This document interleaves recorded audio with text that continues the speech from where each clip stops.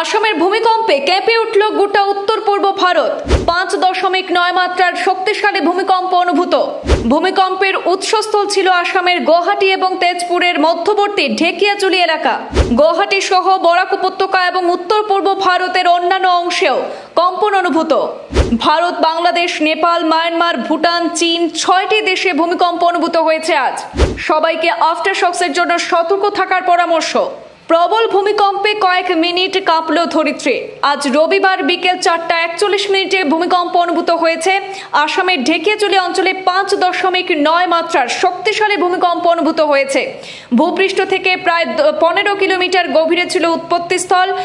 কম্পনটি গুয়াহাটি সহ বরাক উপত্যকা এবং উত্তর পূর্ব ভারতের অন্যান্য অংশেও, পাশাপাশি বাংলাদেশ, নেপাল, মায়ানমার এবং ভুটানেও অনুভূত হয়েছে।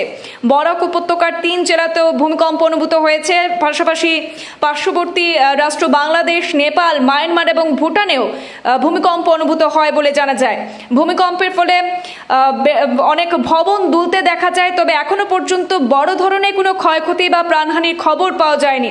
তবে ভূমিকম্পের পরবর্তী সময়ে আফটার শকস হতে পারে, তাই সবাইকে সতর্ক থাকতে বলা হয়েছে। আসামের এই ভূমিকম্পের জেরে পশ্চিমবাংলার কোচবিহার সহ গোটা উত্তরবঙ্গেও ভূমিকম্প অনুভূত হয়েছে। আজ মৃদু কম্পন টের পাওয়া গিয়েছে কলকাতা সহ দক্ষিণবঙ্গেও।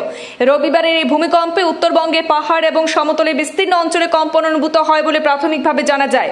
কম্পন অনুভূত হয়েছে বাংলাদেশ, নেপাল, ভুটানেরও বেশ কিছু অঞ্চলে।